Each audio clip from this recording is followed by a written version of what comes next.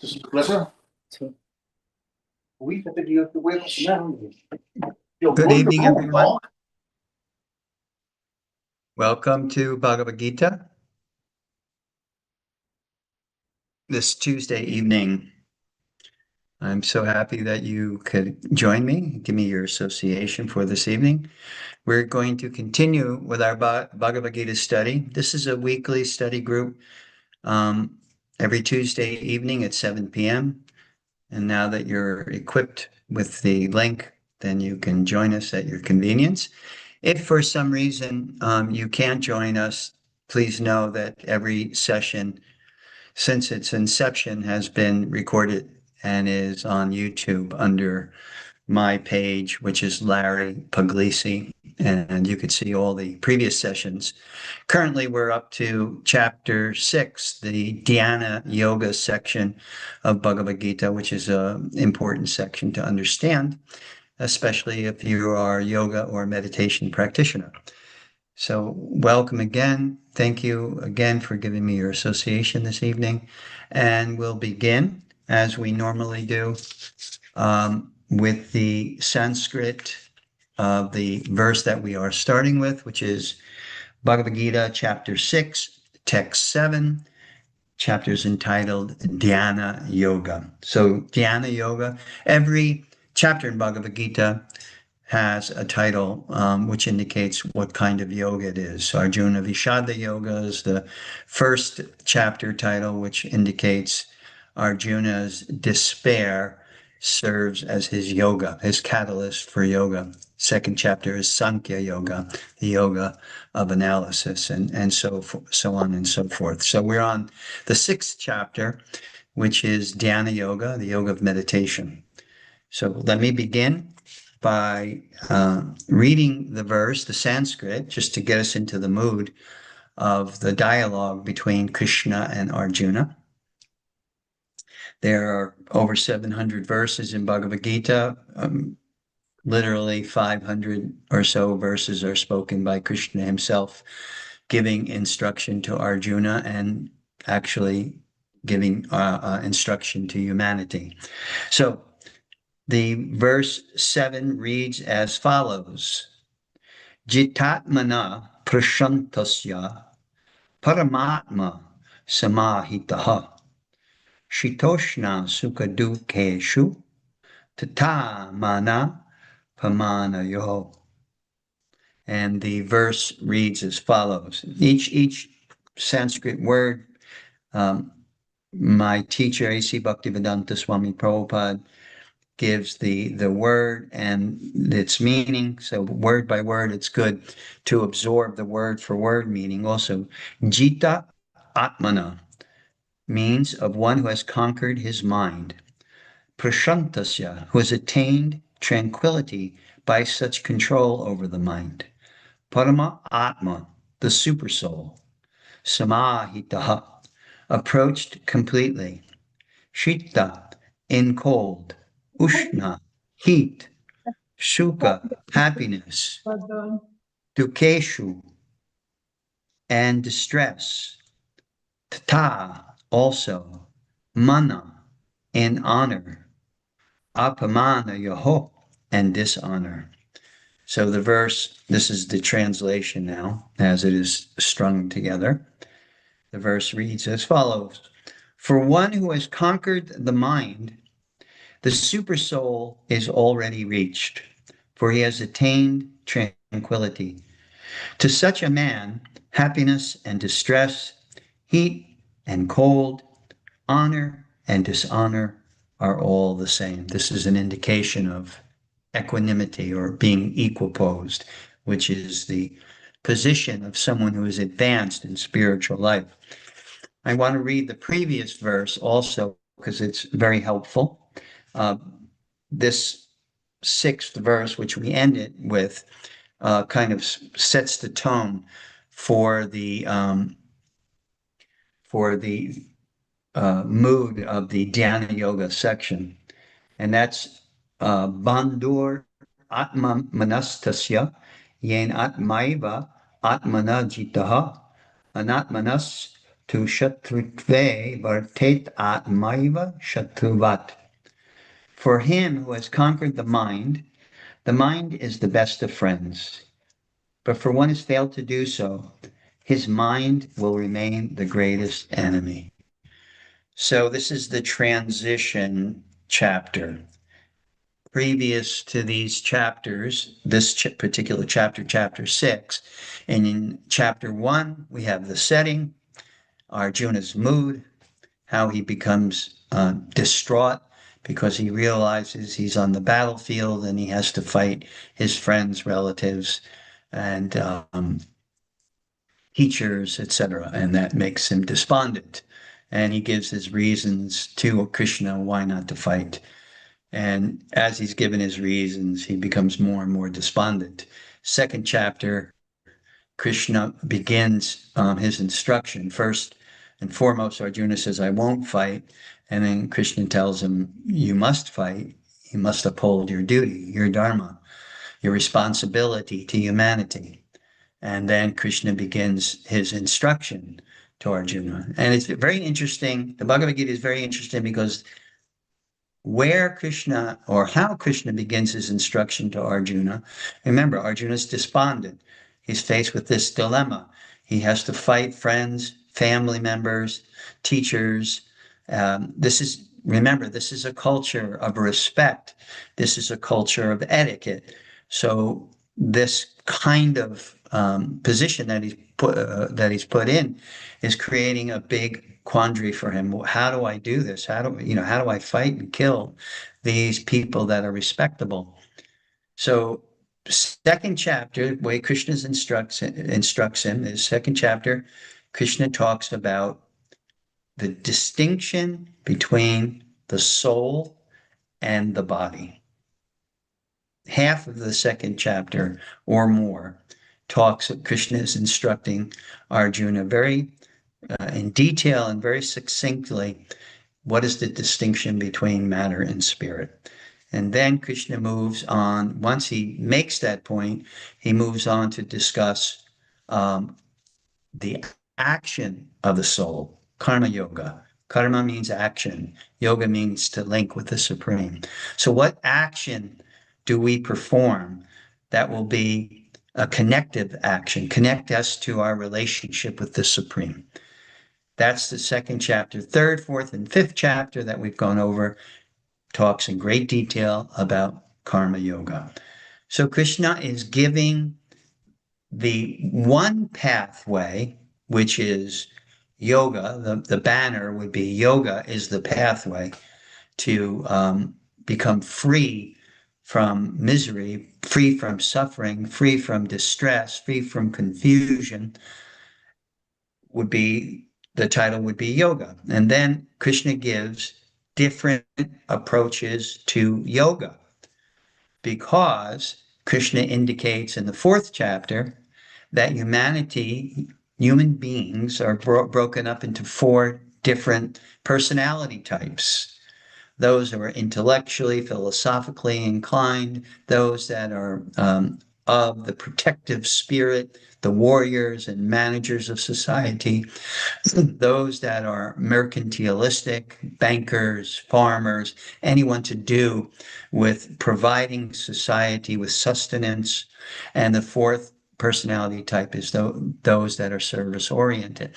So when Krishna gives those four personality types, being all knowing, he not only says yoga, the ability to connect who you really are, the soul, with the supreme soul, and to understand your temporary dimension of existence, which is physical, mental, sensory, intellectual, and egoistic. That's our temporary identification with the eternal identification of being soul. And Krishna says, when we understand that, we cannot understand yoga, nor can we practice yoga effectively other than maybe doing yoga as an exercise, a physical exercise to get your body into shape. But all of the deeper dimensions of yoga, as indicated by Patanjali in the Yoga Sutras, can only be practiced if you understand there's a distinction between the dimension of you that is temporary. In other words, the body, the senses, the mind, the intellect, and your identity, your identification in that particular body. Like in this particular body that I'm in, I am male, Caucasian, basic. And there are different identities, egoistic identities that we have that are both external and internal. Because just as my outer body has an identity that you may say is male, and more specifically, a 76-year-old male, a Caucasian 76-year-old male, the internal temporary dimension of the self, the mind, intellect, ego, which Patanjali classifies as the chitta, and these are various aspects of the chitta or consciousness, and so when we understand that there is an external dimension, there's also an internal dimension. What is our mindset? Mindset comes from karma, past activities, comes from samskaras, which means everything that we come in contact with the senses, everything we see, smell, touch, taste, feel, etc., um, creates an impression. That impression is stored in the psyche, in the consciousness of the mind. The mind has that particular dimension to it that it stores all this information that's coming in. So that dimension of the mind produces samskaras, impressions that are there. So these impressions, our karma, etc., creates an internal um, self, an internal dimension to ourself.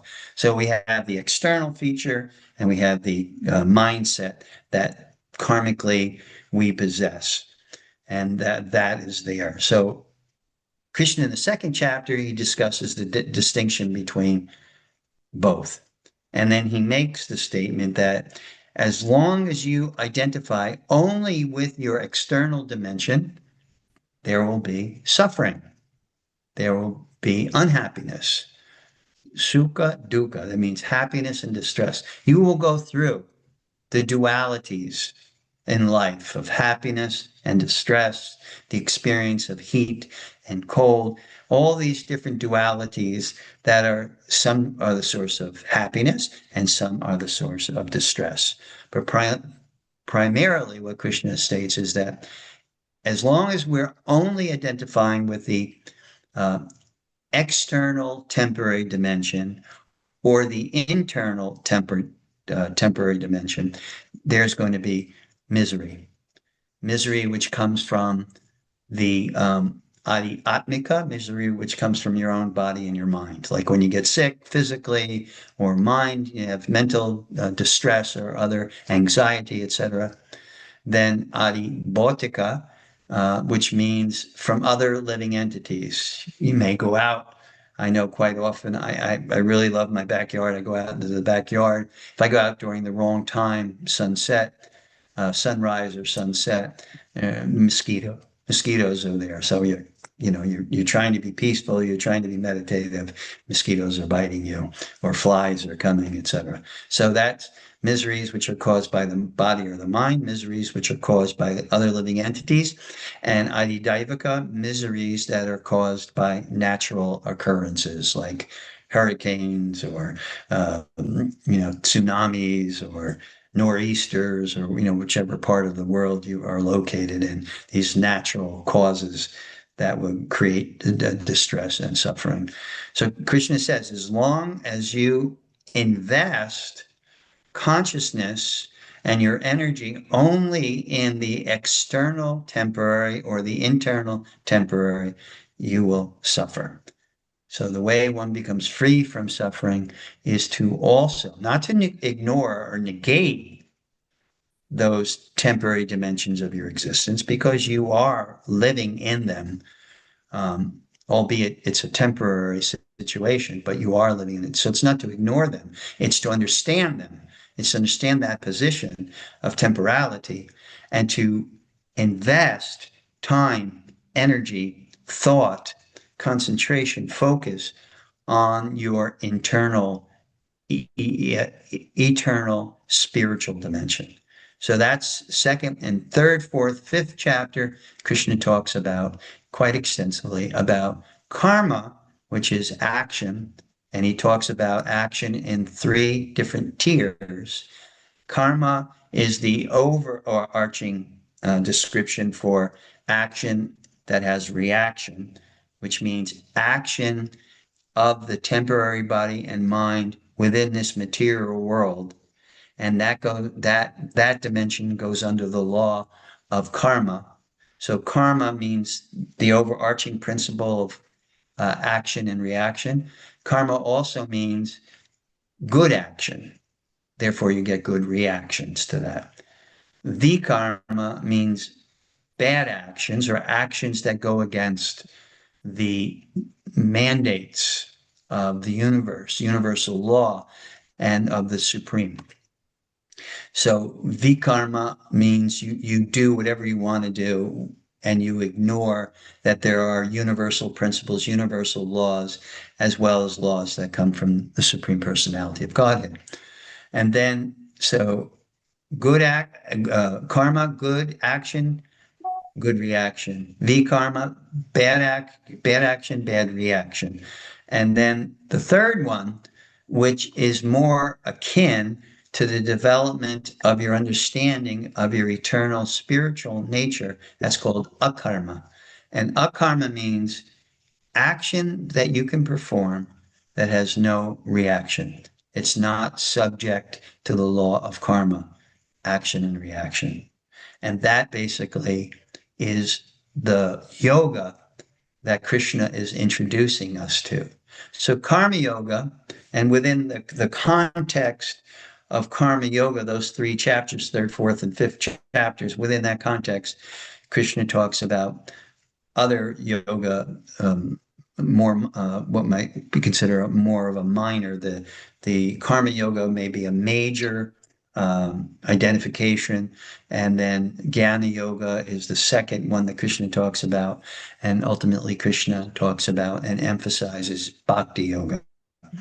So this is kind of a prelude to where we're at. We've been hearing from third, fourth, fifth chapter about how you can act in a way that has a connective shakti, a connective force, that we're not only connecting to the self, the eternal dimension of the self, but we're connecting to that which is the source of the eternal dimension of the self, the param atma.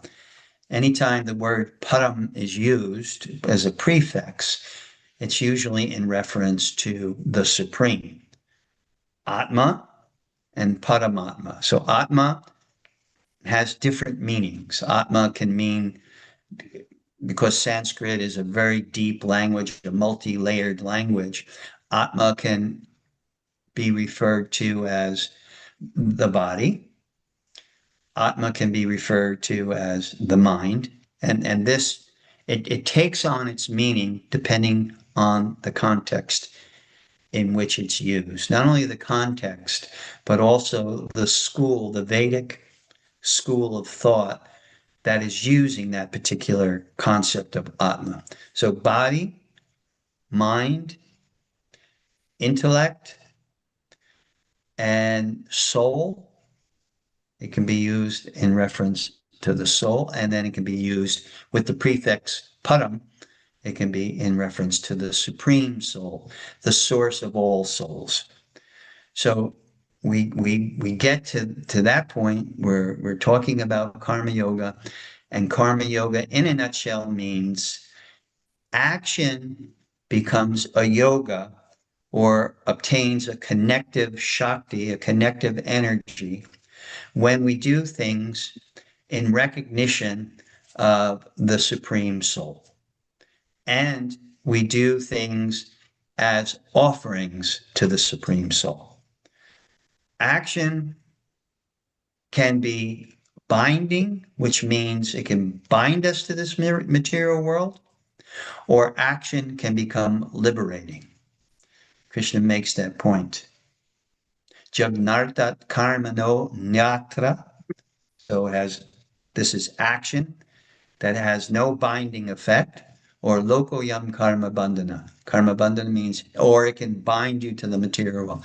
What does binding to the material world mean? It means that you're performing, you're getting reactions, and then you have to continue the cycle of birth, old age, disease, and death, and then rebirth again. So you continue taking birth again and again and again, as long as you're within the karmic cycle.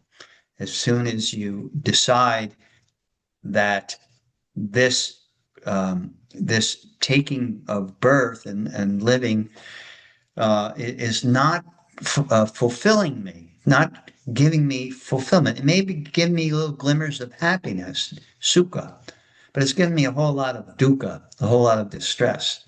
And somehow or another, when the recognition that distress is not something I want, nor I like, nor I want to continue being distressed or anxious or despondent or all the other words that would be in relationship to that kind of feeling, the dukkha, the distress that Krishna talks about. When one comes to that point, that's when one is recognizing the need for a pathway to become free from that. And that's what Krishna is giving. He's giving the pathway, yoga. And now, because he's identified 4 different personality types, he's giving a type of yoga that may be attractive to each of the 4 personality types. And this is what Krishna is doing. He's the first 5 chapters, he's talked about Sankhya Yoga, or making the distinction between matter and spirit. He's talking Karma Yoga, and that is, I want to perform my actions in relationship to the Supreme. I want to act. I want to be a family person. I want to work. I want to do all of these things. But I see just doing it for my own gratification is not providing me with this ultimate sense of happiness that I feel I can have and I can achieve. And as long as we act only according to the principle of karma, action and reaction, we do not achieve that. We cannot achieve that. It's only when yoga, the principle, the path of yoga is followed, that we can ultimately reach that union, that connection with the supreme source of all, of everything. When we make that connection, then we can be catapulted to the realization, to the understanding, and to the experience that of our spiritual nature. Patanjali talks about yogas chitta vritti nirodha. By practicing yoga, calming the mind, being peaceful, one can come in connection with the nature of the self, the soul. In bhakti yoga, Krishna says, just by connecting with me in meditation, in prayer, in service, in seva, then one will automatically come in connection with the true nature of the self and experience the true nature of the self. Karma yoga, the same principle, that when we understand that all that we do, all that we offer, all that we give away, as well as all austerities that we may perform, through ritual, through charity, through sacrifice, through all of these things that we can make progress on the yogic path towards contentment and happiness. When we begin to realize all this, then we take to the path of yoga seriously. And when I say it seriously, it means it's beyond just exercise. Certainly, asana is healthy. Certainly, asana is purifying, purifies the body, the nadis, the channels within the body. But beyond, because even Patanjali, who mentions it, he talk in the Yoga Sutras, he only talks about asana two or three of the different shlokas there in the Yoga Sutras. He does not give much importance to asana, except for the fact that it can make the body healthy and flowing, and also a suitable place where meditation can be performed. Krishna, similarly, in the sixth chapter, the Dhyana Yoga chapter that we're studying, he mentions asana, but he defines asana as being able to sit comfortably. So, performance for that. So, yoga has a lot more dimension to it, has a lot more depth to it than just physical exercise. And that's what Krishna is talking about in the Bhagavad Gita. The yoga of analysis, looking at the world, understanding it with vision, with knowledge, equipped with knowledge, and understand the distinction, how you can recognize the distinction between your material self, the material dimension, and your spiritual self, and how you can tap into that. Karma yoga also, by doing what you normally do with a change of consciousness, a change of perspective, you can also advance along that path of understanding the true nature of the self. And now Krishna is talking about Dhyana yoga. And the verse that we read, what is yoga? Yoga is to control the mind. Yoga is a process of purification. Yoga is a process that controls the mind and the senses. Yoga is a means for placing us closer to sattva gun, or goodness, because goodness is a mindset that is very conducive for realization of the nature of the self, as opposed to passion and ignorance. Passion, we're too absorbed in doing. Goodness, we have the ability to be. I call it beingness. It's beingness as opposed to doingness. So this is a very important principle. So when we understand that principle, that the distinction between beingness and doingness, then the beingness aspect, the goodness aspect of the mind, that was very, very conducive for the practice of yoga. So what does Krishna say here? He says, for one who has conquered the mind, and in the previous verse, he's indicating that they're almost identical. For him who has conquered the mind is the best of friends. But for one who has failed to do so, his mind will remain the greatest enemy. And then now 7, for one who's conquered the mind, the super soul is already reached. Super soul is already reached. For he has attained tranquility. To such a man, happiness and distress, heat and cold, honor and dishonor are all the same.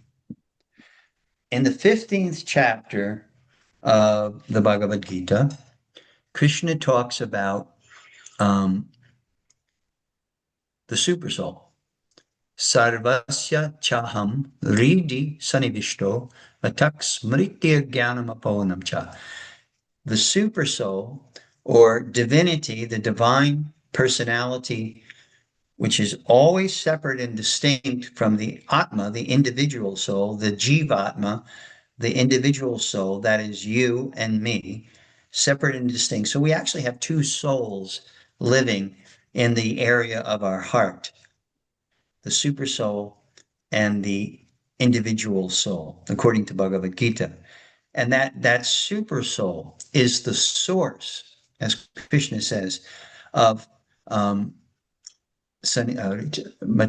smritir jnanam aponam, knowledge, remembrance, and forgetfulness. So in this particular verse, um, what is being discussed is that conquering the mind is the best of friends. This mean how do we conquer the mind? Some yoga systems or meditational practices talk about suppressing the mind. And I know in my years of practice of bhakti yoga and my discussions with various people, and when I mention meditation, they always say, "Oh, meditation's so hard. It's so hard to turn off the mind." But what Krishna is proposing in the Bhagavad Gita is not suppression of the mind. It's not turning off the mind. It's actually utilizing the mind in a spiritual way, utilizing the mind in in a way that is connected to the supreme. So, mind is not conquered by suppression, but mind is conquered by actions and thoughts that give us a higher sense, a higher experience. And Krishna explains it as param drishtva nivartate. What does that mean? Param, again, higher, supreme. So it gives us, drishtva means an experience, a taste, what we see, what we experience. Nivartate, we get a higher taste. So the process of bhakti that Krishna talks about does not involve suppressing the mind. It means engaging the mind in a way that gives us greater benefit, greater joy, an experience that is not only temporarily or minutely pleasurable, but an experience that increases. If the performance of yoga, bhakti yoga in particular, is done correctly, the initial taste that you have is just the tip of the iceberg. And the more we practice diligently, the more we are experiencing this taste of santosh, contentment, this taste of happiness, ananda, bliss. The more we experience that, then the easier it is to give up the absorptions that are distracting us from that mindset, from the mindset which is giving us the experience of ananda or bliss or ever increasing happiness. So that higher taste is called, within the bhakti yoga world, it's called rasa. And rasa is a very difficult word to translate into English, but the translations I've read is taste or mellow, a sweetness. So the sweetness that is there in actions that are connected to the supreme, the result of that, the experience of that is so great that you naturally just give up, what you were doing that may have caused you distress or anxiety or misery, etc. One way I try to understand it is, and I say this to my son all the time, we go through as we mature, right? We go through different stages in our life. Like the big kick for my son, a few years ago was Pokemon. And he was collecting Pokemon cards and he had a Pokemon shirt and he was doing, all things related to Pokemon. And then, of course, now he's 11 years old. So I say to him, where are your Pokemon cards? Oh, Pokemon, forget about that. That's kid stuff. I'm into Roblox now, the higher dimension, because it's more intellectually stimulating. And then I don't know if he'll give it up. I hope so. I pray you all can pray also that he'll give it up eventually. But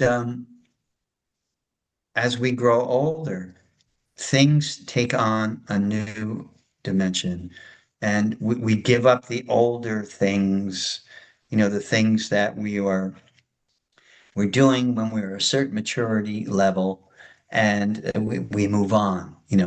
And hopefully, as we mature, the things that we move on to are deeper, more profound than what we were doing before. Just like high school kids, they're into partying, and high school and college into partying. But when you're into college because you're paying for it, then you get a little bit more serious, because college now is focused on occupation, and most people want to get a job when they get out.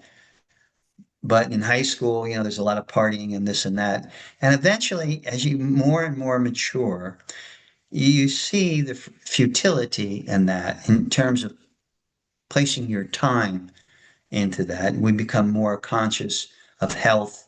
We become more conscious of developing a strong intellect, a strong mind and intellect. We become more and more conscious, as we mature. And we could see that in our own lives. And sometimes we get stuck. Some people get stuck in their high school phase and never leave that. Some people get stuck in their college phase and never leave that. And, hopefully we're able to maintain or develop a momentum which keeps pushing the envelope, keeps helping us to get a little more deep, a little closer to that which is giving us um, the true nature of the self. Someone has their microphone on. If you could kindly take it off.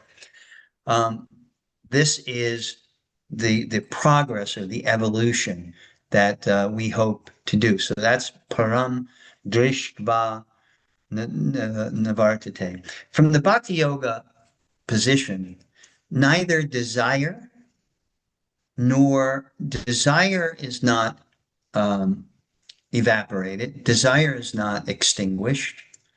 Desire is just directed. We have desires, but those desires are directed towards the Supreme. We have we have a mind, but the mind is not evil.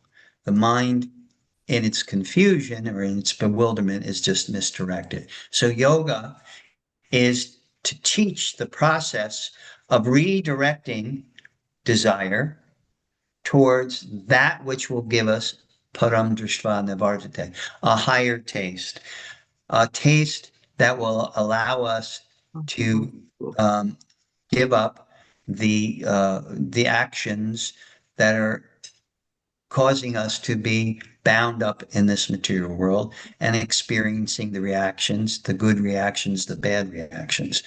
That is the hope. So um,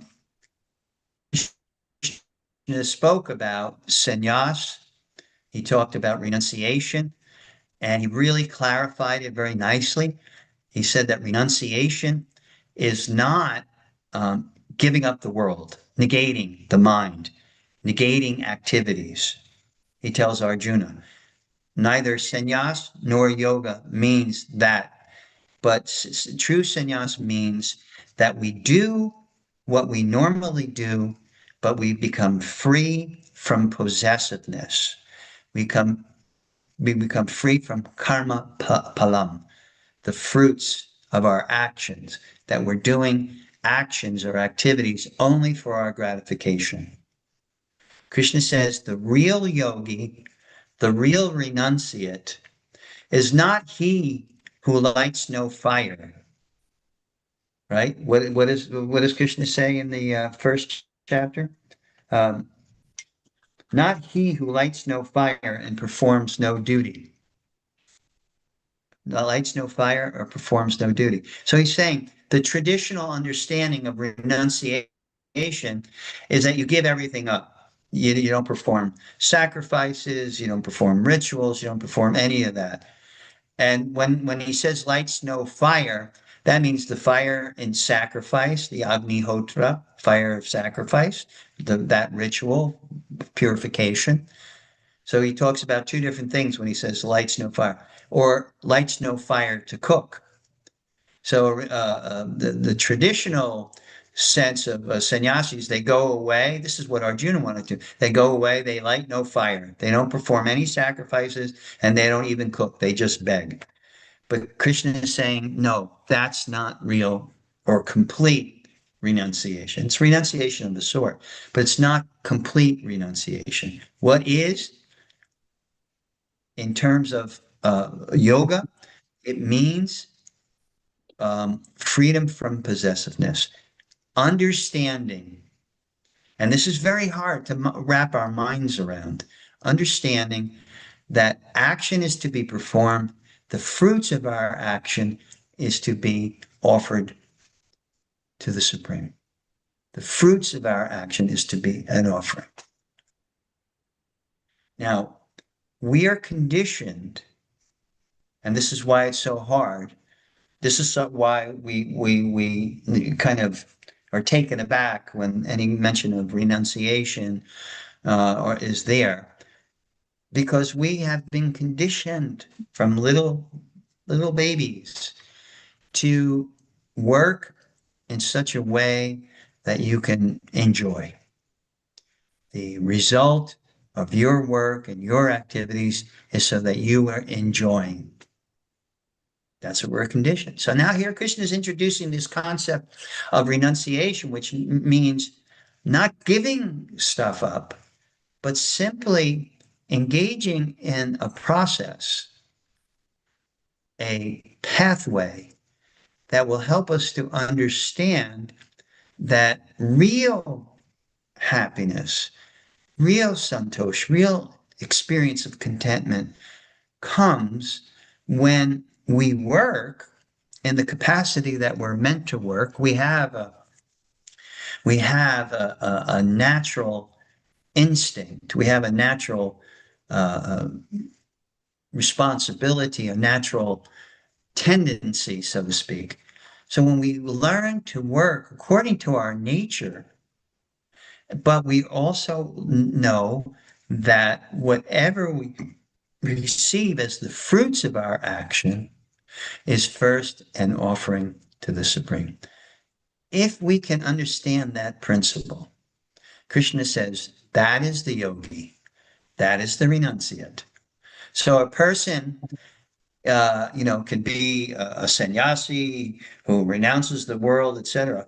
But a more powerful yogi, more powerful renunciate is the person that stays home, raises the family, supports the family, does things dutifully, is a good citizen, does everything responsibly, with the internal awareness that this is my offering to the Supreme.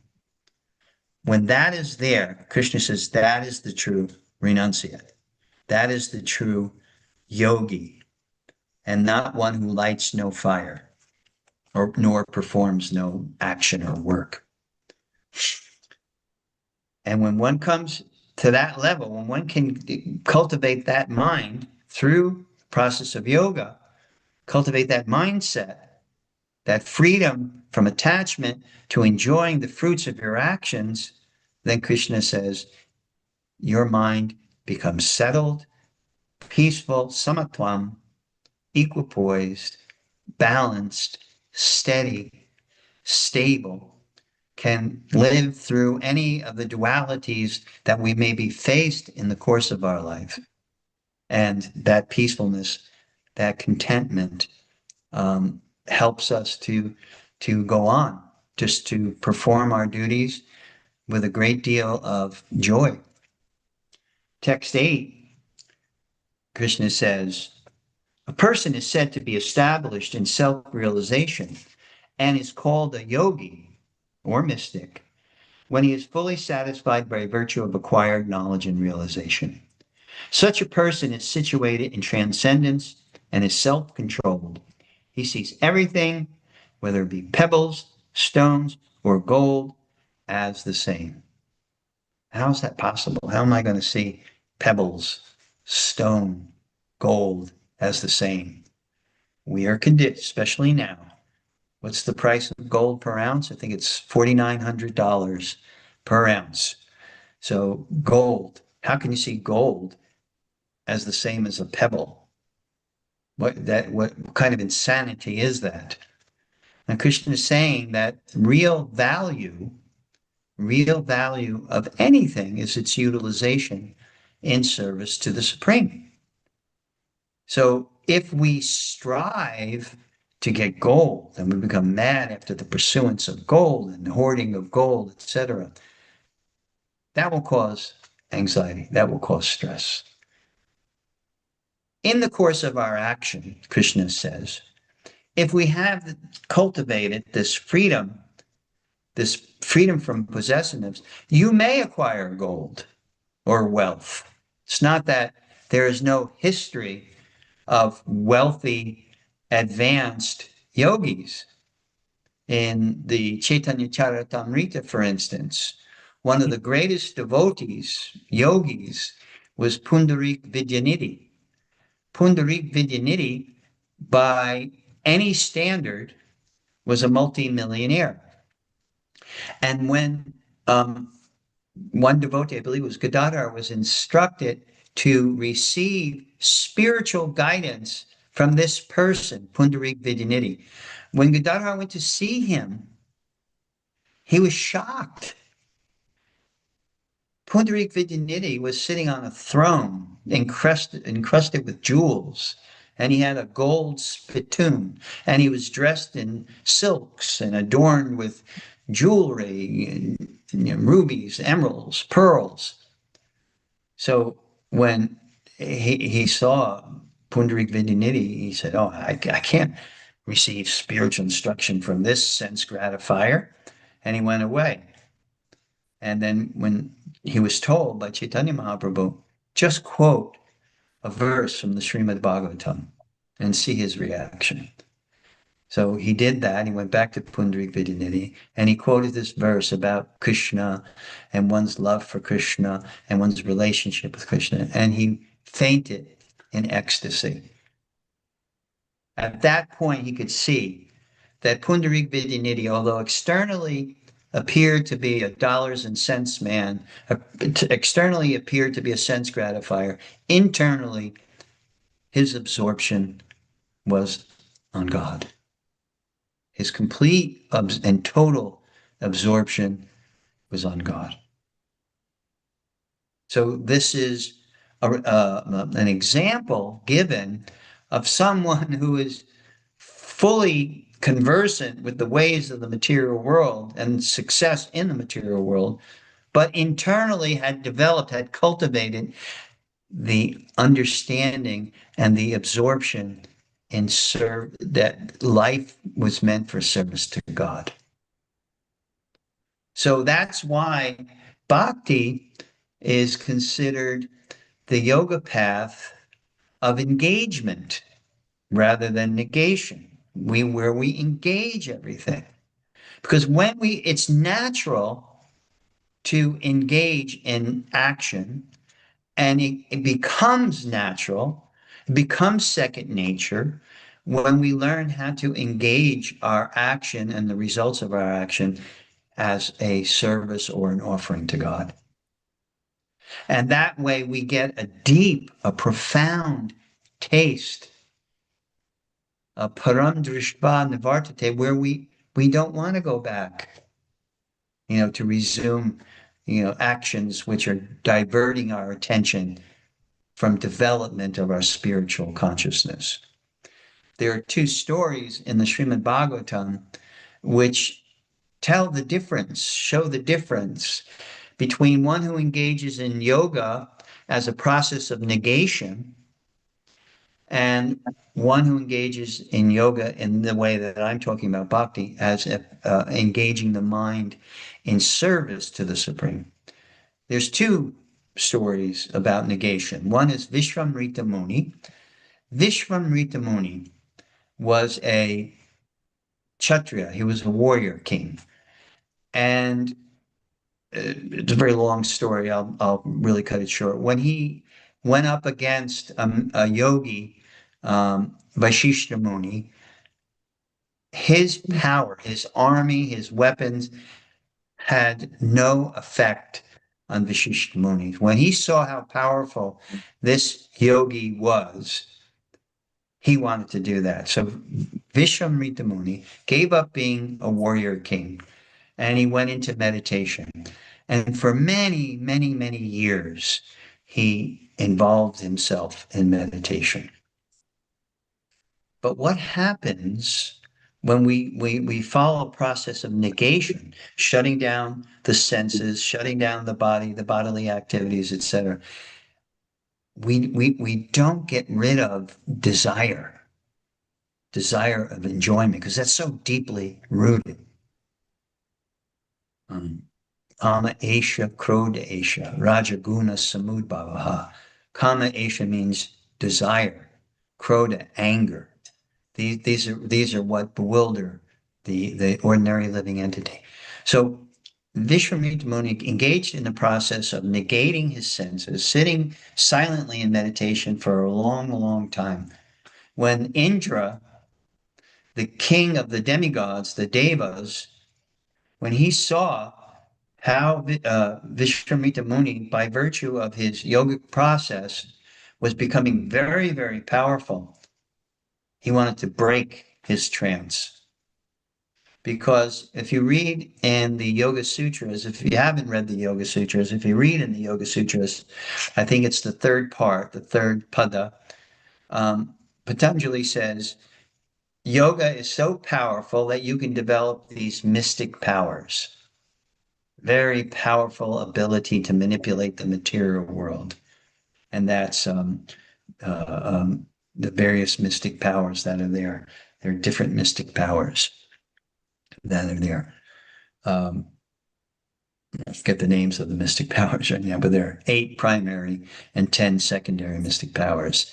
The ability to walk on water or float in the air, the ability to control elements, to read minds, to obtain things from other places, etc. There are powers that are there. So he saw that he was performing yoga and meditation and gaining these powers. So what did Indra do? He said, I have to distract him from his meditation. So he sent this very beautiful damsel. Her name was Menaka. And Menaka was extremely beautiful, extremely sensual. Even her bodily fragrance was like a lotus flower. So she was so attractive that anyone who would see her, any man in particular that would see her, would become immediately, wow. So Menaka dressed very beautifully, decorated very beautifully. And when Vishwamitra was sitting in meditation, she wore ankle bells.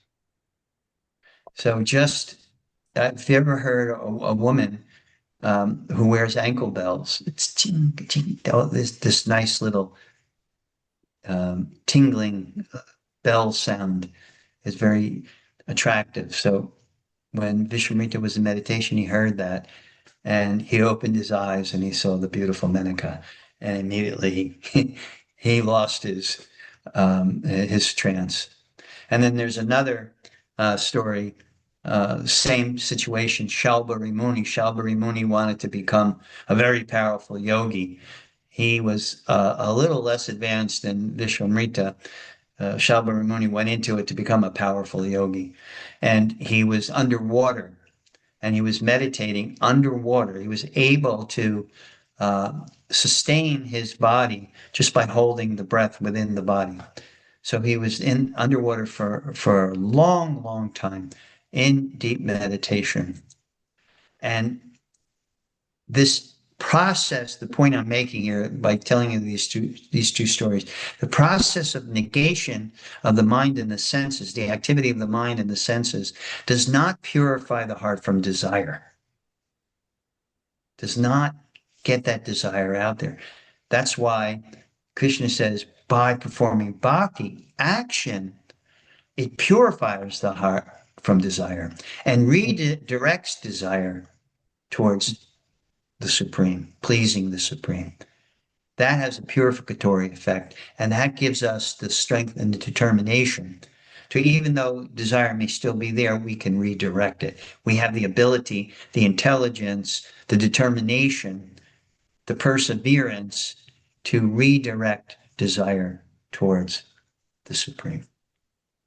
So Shakyamuni was engaged in meditation for a long, long time, and then he saw two fish, male fish, female fish, copulating, and I don't know why, but that aroused that aroused the desire within his heart, and he left his meditation, and then he had a lot of mystic potency from before, and then he married 50 women, 50 daughters of King Mandata, and he lived a life of gratification, extraordinary gratification as a result.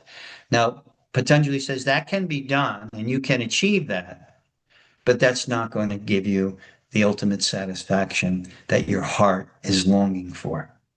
Here's another story. I'll tell you this story because I like it. It's kind of cute. There was a boatman in India. If you go to various places in India, you'll see that there are major rivers that are there. The major rivers are like the Ganges River, the Jamuna River, the Saraswati. There's so many different large river bodies of water in India, and they have boatmen still to this day, and the boatman will take you across. So this is some time ago. So it was when before the boats were mechanized, the boatman would row the person across the river. And he would not charge a lot of money. So the boatman had a son, and the son informed his father, Father, I want to go to the Himalayas and become a yogi. And the father said, Why? Why do you want to do this? He said, I want to obtain these great powers. So the father tried to talk him out of it and said, Just live here with me, simple life. Don't complicate your life. But the son was determined to do that. So he went up to the Himalayas, and for a number of years, maybe 20 years or more, he performed his yogic regimen, and then the father, 20 years later, of course, was much older, and he saw the father was standing on the bank of the river waiting for passengers to come, and he saw this yogi, slim, thin, long hair, long beard, and he saw, oh, here comes a yogi. And of course, yogis are proper etiquette, respect is shown. So the boatman, bowed his head, folded his hands, and as the yogi got closer, he says, "Father, Father, don't you recognize me? I am your son. I have come back. I've come back to you." And the father, "Oh, my son, my son, my son, I haven't seen you." He embraced him. He was so thrilled his son came back. And the father, quite naturally, the parent wants to know what their kid was doing all that time. So he says to the yogi, "What have you been doing all these years that you've been away?" He said, "Father, I've engaged in severe yoga practice, and let me show you what I can do." So the father is looking at the son. The son walks on water. He walks on water. He walks halfway across the river, and he turns around and walks back. He says, "See, Father, I can walk on water. I can float." The father looks at him.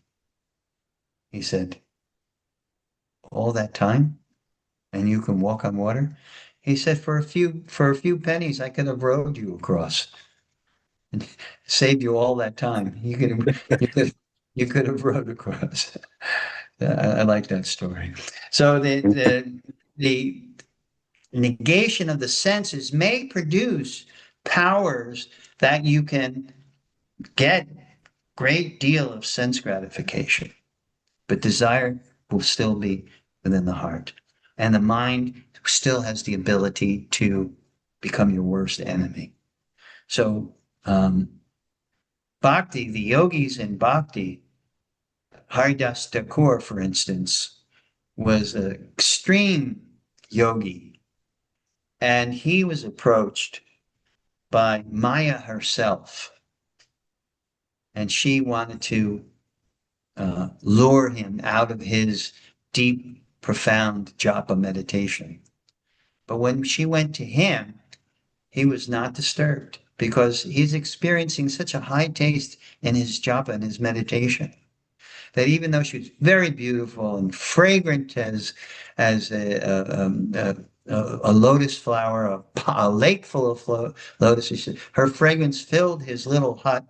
Even though she was so attractive, so beautiful, so sensual, Haridas Thakur had no interest in that. His interest was to help her to overcome any disturbance that she might have. And Haridas Thakur, by virtue of his association, powerful association, she became a devotee. She became a bhakti yogi as a result. So this is the importance of understanding processes of yoga in a way that will help us to control our mind and make it our best friend. Okay, I'll read one more verse. A person, this is 9, a person is considered still further advanced when he regards honest well-wishers, affectionate benefactors, the neutral mediators, the envious friends and enemies, the pious and the sinners, all with an equal mind and equal vision. 10. A transcendentalist should always engage his body, mind, and self in relationship with the Supreme. He should live alone in a secluded place and should always carefully control his mind. He should be free from desires and feelings of possessiveness. So herein Krishna is describing what it means to be advanced as you practice your yoga. And then we'll conclude with 11 and 12 to practice yoga. So Krishna is now giving the Ashtanga yoga practice here. Later on, he'll give the Bhakti yoga practice. To practice yoga, one should go to a secluded place and should lay kusha grass on the ground and then cover it with a deer skin and a soft cloth. The seat should be neither too high nor too low and should be situated in a sacred place. The yogi should then sit on it very firmly and practice yoga to purify the heart by controlling his mind, senses, and activities and fixing the mind on one point. So Krishna now gets into describing a little bit of dhyana yoga, the yoga that the Ashtanga yoga process that Patanjali talks about in the Yoga Sutras. And we'll discuss that a little further in our next session. I don't want to go over too much, 803. So thank you so much for your attentiveness. Open the floor. What I'd like to do, what I'd like to encourage you to do, is if you have something that strikes you, a takeaway from the class, if you can share it with us, because you may get something entirely unique from others. So just by you all sharing a little with each other, you can actually help someone understand what was discussed even further. So what you can do is if you would like to ask a question, sure, you are welcome to do that. Ask a question to get a point clarified. Or if you want to share a realization or a takeaway point, you can do that. Or if you would like to make an observation about what was said in your own words, you can do that. So I'll open the floor, for as long as we need. Anyone would like to say anything? Please feel free to do so. This is the only time it becomes quiet where I'm not. Um, Hi, Lakshmi. Hey, So Trish. when you're talking about, deep meditation with the purpose of obtaining powers, isn't that enough for that distraction? Because their intent is to gain and they have attachment to gaining the powers. Isn't that, you know, a flawed start to begin with? And then they're distracted, but, isn't that not a good reason to be trying to achieve those goals? Exactly right. That's exactly the point that Patanjali makes when he goes into mystic powers. He said, you can gain these powers, but if you, like you said, if you go in with that intention, then that's all that you'll get. Imagine,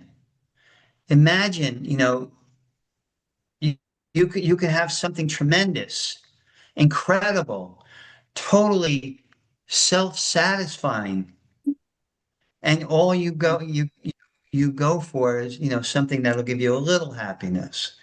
So yeah, you have to be really careful in yoga with the intention that you start with. And Patanjali warns us of that. He warns that if you go in with these with a desire for mystic powers, you're actually shortchanging yourself.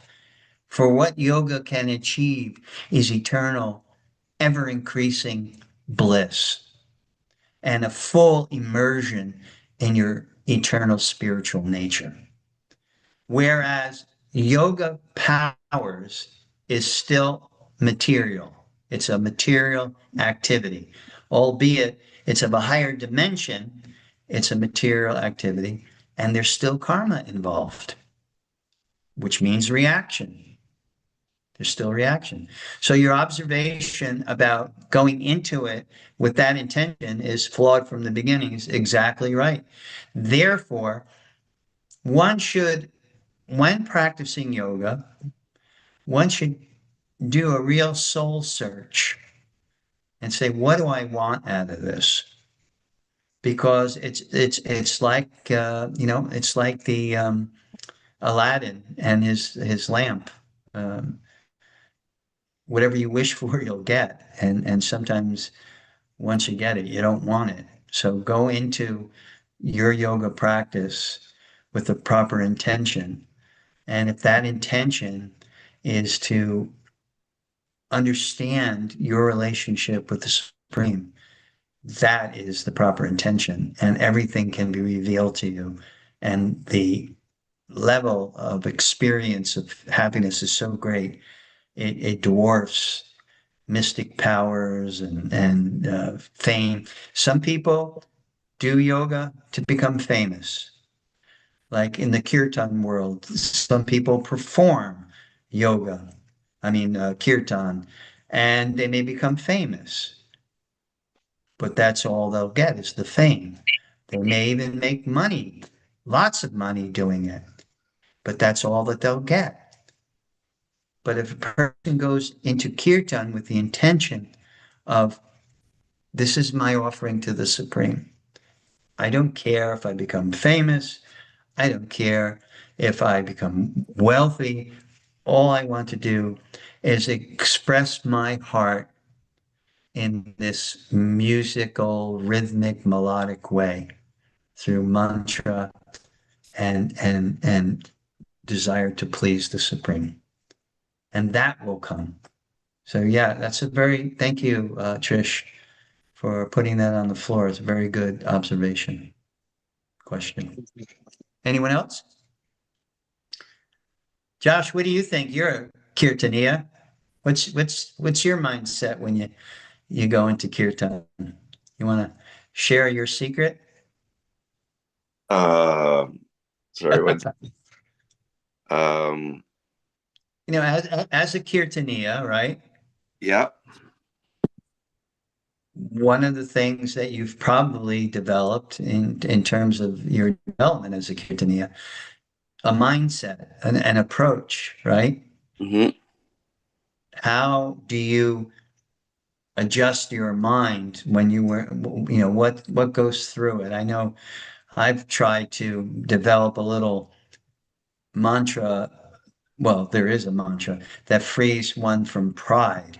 So I try to chant that so I can get my mindset. Well, I'm not doing this so I can become famous. I'm not doing this so I can become wealthy. I'm not doing this so people can look at me as a great musician or this or that. That's the mindset I try to cultivate. What's your secret?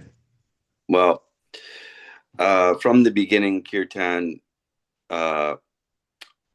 uh, the way I started by singing in the audience was didn't know what I was singing. I was quite like an infant, and that continues to be the way. so, Ah, so that's wonderful. yeah, Nice. and so uh, I 99% of the time when I lead a kirtan mantra chant, I usually start off in that infant type way where I'm singing almost just like a monotone talking. I'm rediscovering my voice almost every time. And at some point, the voice awakens in a natural sense. This is sort of what happens to me. And I'm not sure, I'm not like trained vocally. I've been a musician and have sang in some reggae bands and so on. But the thing about kirtan and this bhakti practice is that for me and for many, I'm sure, it becomes an immediate practice of self-reflection in the moment, in the present moment. Hmm.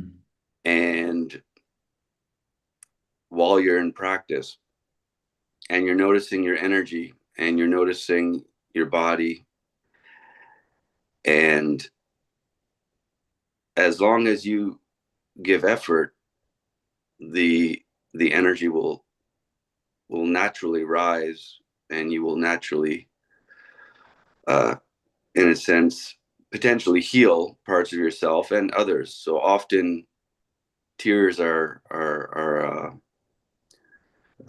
tears of joy, tears of sadness, tears of healing occur within myself and others, often regularly in our kirtan practice. And right now for me, in this last year, I've gone through quite a bit of a roller coaster health wise, and it's brought me much closer to my heart space. Um, of course, in kirtan, a lot of people like to raise the energy and celebrate and dance, enjoy, and that's wonderful, and I love that. I do. Mhm. Mhm. Uh, but lately, because of my energy level, I've been sort of resting in that quiet devotion sort of space, and uh, yeah, just softly um, practicing, not forcing anything to create any kind of party. And I find that I'm liking it a lot. Yeah. That gentle approach, which, of course, often with a kirtan chant, you would potentially start off gentle and raise it up and bring it back down and experience all the emotions. But I'm kind of just resting in that gentle place, and I'm realizing that's actually uh, more close to how I see myself, actually. If you take all the layers away of existence in the last however many years, from when I kind of awoken to a spiritual uh, awakening in my late teens and early 20s, and began just playing my guitar in my own way. It wasn't performance at all. I was living um, out of my van, on an island, pretty seclusive, and I just played from the heart all day long in whatever way. I didn't. I made whatever noises on the guitar in whatever way. I didn't desire to learn a specific way. Eventually, I did, but I find that that's Yeah, so you start out with that childlike innocence that's right. in your approach to kirtan. That's what I hear when you said that you were like a baby, and then you were like that in the beginning stages in the audience, and then you realized that you kept that. You realized that that's where that's where that innocent approach, that heart full of innocence is really the means for expression of your spiritual emotions. Correct, and I'm seeing it. I'm seeing it now as a. Before I didn't. I didn't see it as a. Saw it as a bit of a.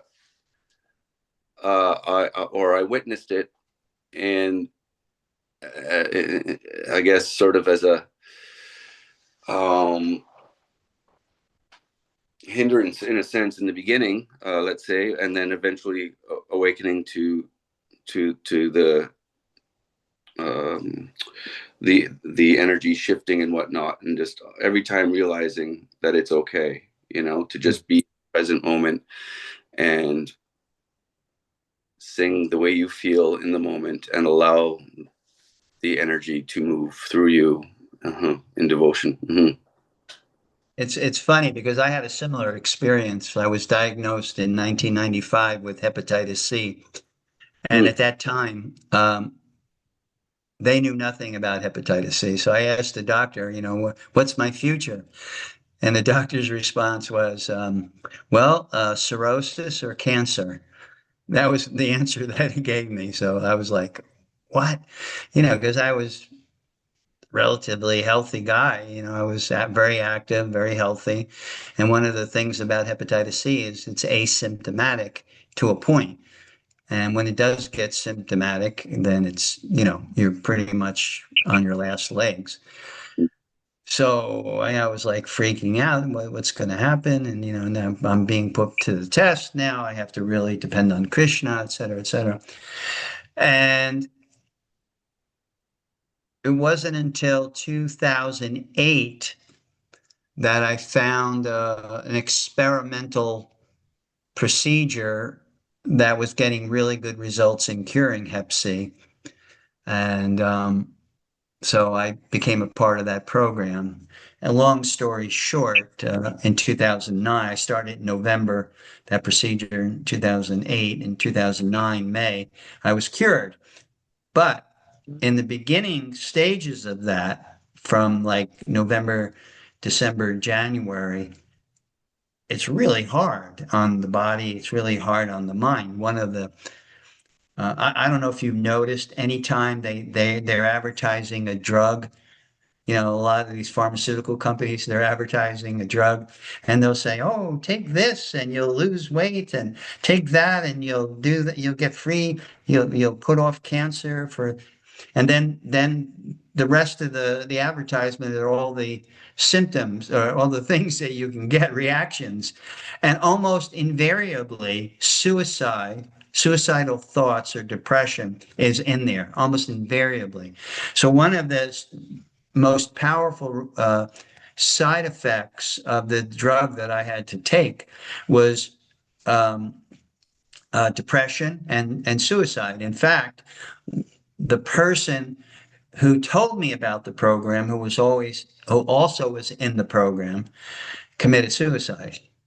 He had an argument with his wife, ran into his room, shot himself in the head, and he was on that drug. So,